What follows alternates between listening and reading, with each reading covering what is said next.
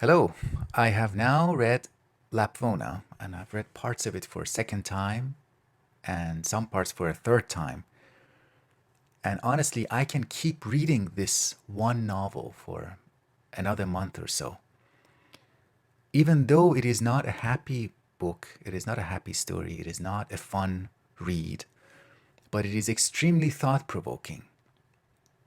And the difficulty of reading it at some points is precisely the reason why it will draw you back in later on, raising questions, you know, giving you the impression that you might get answer to some of your questions if you go back to parts of the story. There are elements of the plot that are scattered throughout the novel, so a second reading at least give the will tighten up the experience, the reading experience. So I can imagine for many readers it will be difficult because of the gory elements, the violent elements, the sexual elements, kind of pushing some of the taboo buttons. Some stories come in, or some novels, they come in and they tell us a story that fits completely is completely in accordance with our existing instruments, mental instruments of judgment. So imagine that you have an inner instrument that judges good and bad, good and evil, beautiful and ugly, good form and deformity. Some stories come in and tell you, some books tell you a story that doesn't really challenge that. But some stories do challenge that. They want you to at least expect us, they invite us to, or ask from us. So at least while we are reading that story, while we are reading this novel, to adjust our instruments in order to see things differently and in order to see new things, to see things that we would otherwise look away from because they are too much, they're too unusual, too extraordinary, or whatever, too unpleasant, too discomforting. So I'm going to recommend a couple of companion pieces to Lapvona to ease your way into this novel, to think, to have your thinking process, or your reading to be richer, to become richer, to get more out of your reading of Lapvona. I would recommend reading first a short essay by Umberto Eco. This essay is on the French author Victor Hugo. The title of the essay is Hugo Ella, or Hugo Alas, The Poetics of Excess. So Umberto Eco in this essay talks about the excessive elements of storytelling, like writing about deformity in characters, or the intense misery and suffering of characters, and argues that these are indispensable, they serve indispensable functions in storytelling, not because they want to show the reader, like, look at these deformed individuals, or look at these miserable characters. Part of it is to see the normalcy in that, to see that these things exist. That's what Umberto Eco means. At some point he says that an author like Hugo and an author like Ottessa Moshfegh want us to look at these unfortunate situations through a God's eye perspective, if we can use that phrase. Something like a God's eye view. And a God's eye doesn't judge a situation as, oh, this is too much, I don't want to look at this. But instead, it would say, okay, this is also part of the world. This is, in a sense, situations are equalized. Characters are all equalized. They all get a chance to see the light of day, to see the light of the story, to get the attention of the storyteller, and to get our attention as readers. So the Poetics of Excess is about redistributing, shaking up the way we arrange evaluations, the way we arrange our worldview, in terms of good and bad, beautiful, sublime. Another essay that came to my mind, this one is called America Seen Through Photographs Darkly. That's the title of the essay, America Seen Through Photographs Darkly. This one is by Suzanne Sontag, and I think it is the second essay in her collection on photography.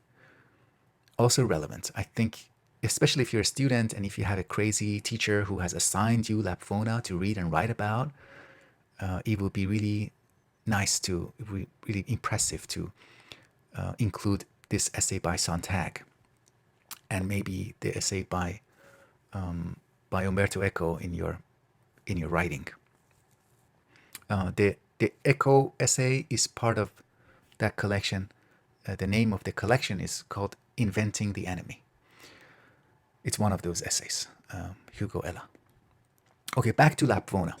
Lapvona tells the story of, officially, it is about a small town.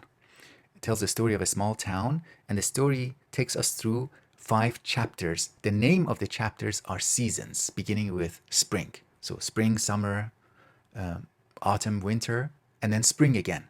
And that starting and ending in the same place, it resonates. It's in harmony with other aspects of the novel.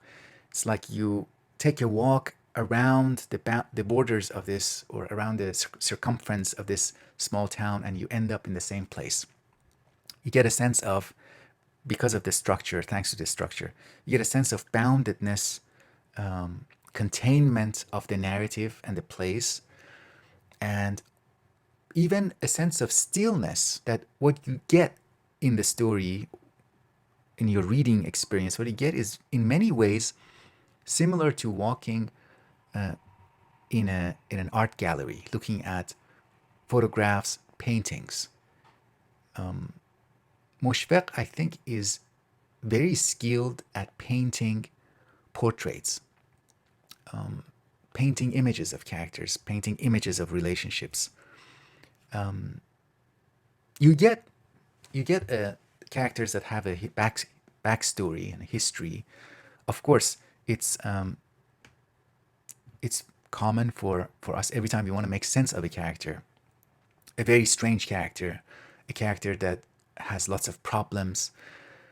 A lot of times we make sense of that, the problems of a character, or the character as a whole, by looking at the history, what happened, why they are the way they are. And Moshfegh does that too. The backstories are very brief. She spends more time with the present moment of that portrait.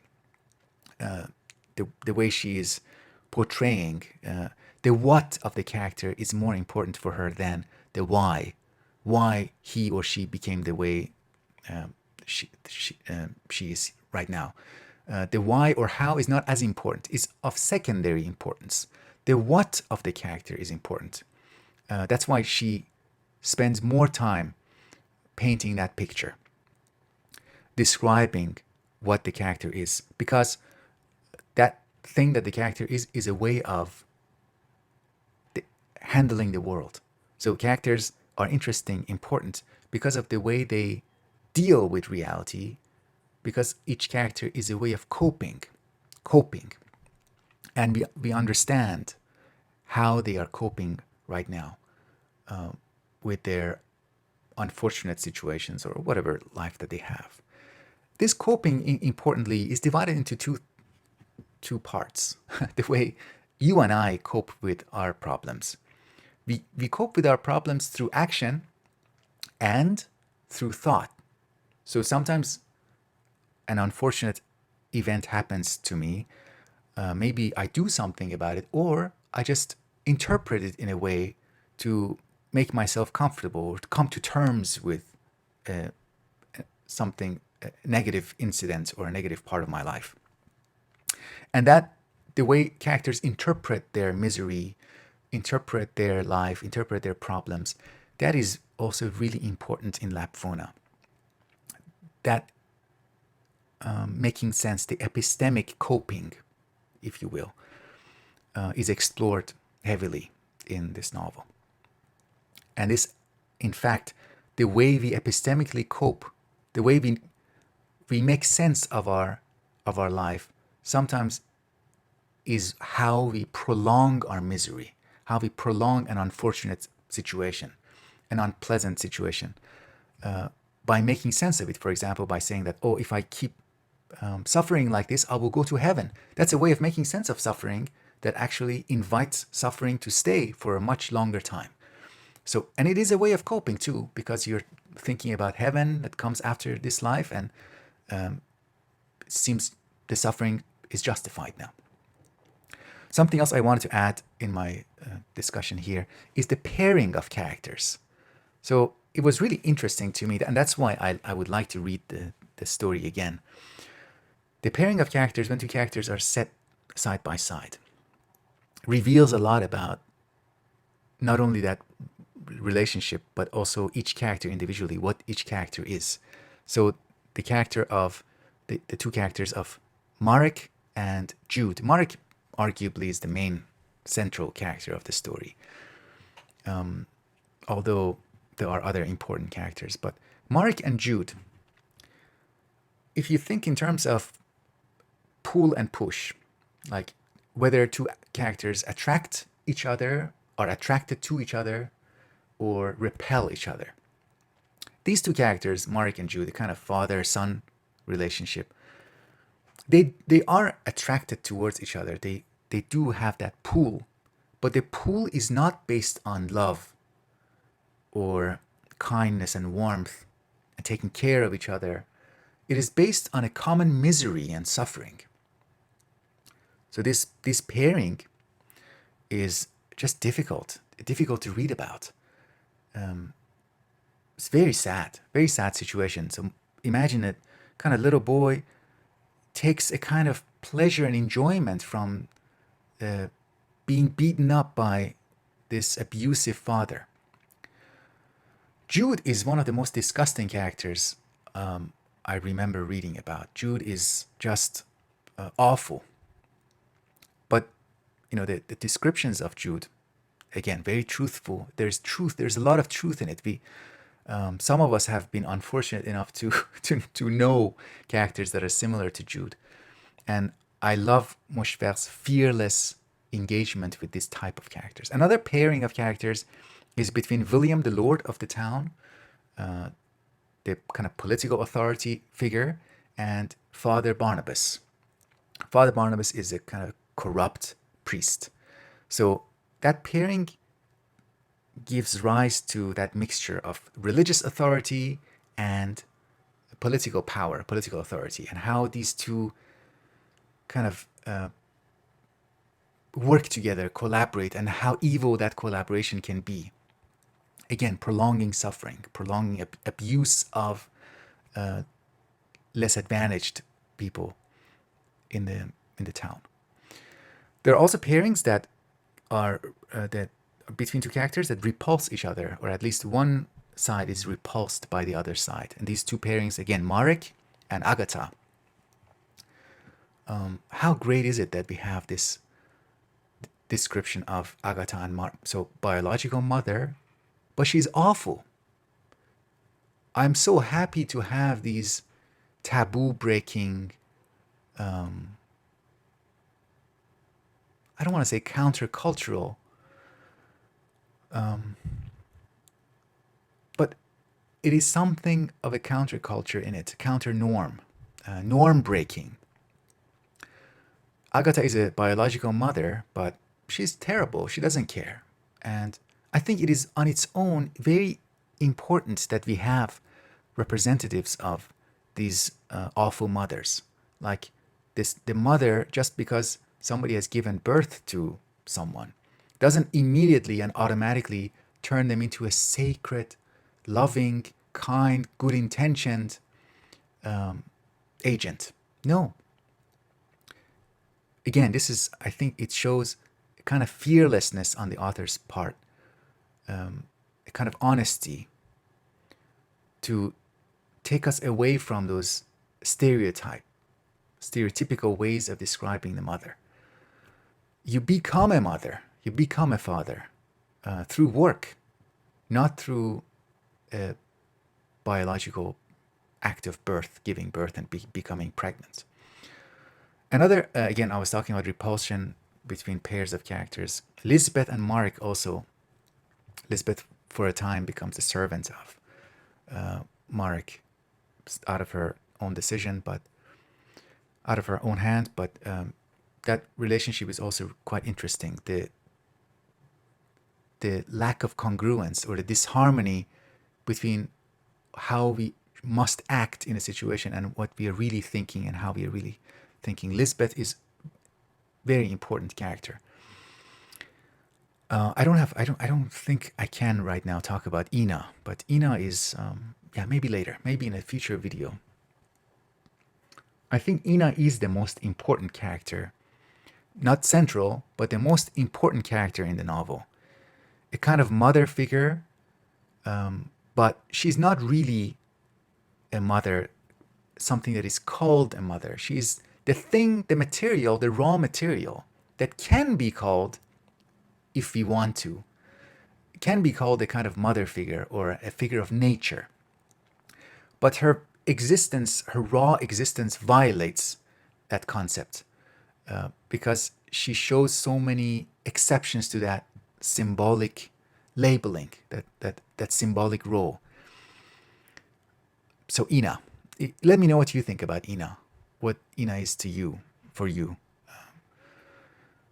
Anyways, this novel really shows that you don't need beautiful characters to write a beautiful novel. You don't need beautiful relationships. All you need is a beautiful way of handling, even if what you are writing about is ugly, but the way you devote attention to it, the way you invite the reader's attention, reader's patience, it redeems all of that. And it creates a different kind of beauty. The beauty in that way of seeing. The way of seeing is beautiful. That's why the novel is worth reading, because the way it is looking at Lapvona, these people, these characters. As I was reading, this is the last thing I'll say. As I was reading the novel, I kept thinking about a novel by Haruki Murakami, which is called, or translated as, The Hard-Boiled Wonderland and the End of the World. And I didn't think of it just because of the similarities, but because of the differences. The comparison between those two novels really made me think of how great Ottessa Moshfegh is as an author, and how much she is the opposite of Murakami. Murakami is all about repression, all about stability and status quo. Moshfegh is the opposite.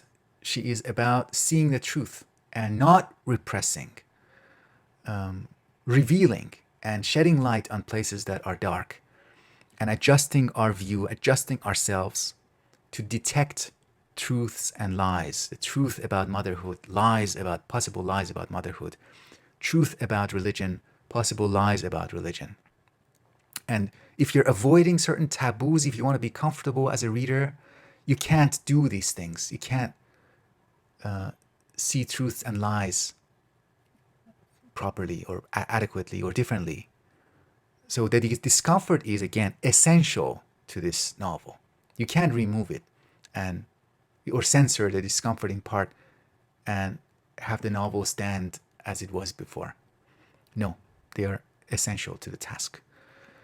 If you have read the novel Lapvona, let me know. I'm interested in speaking about it, discussing it more.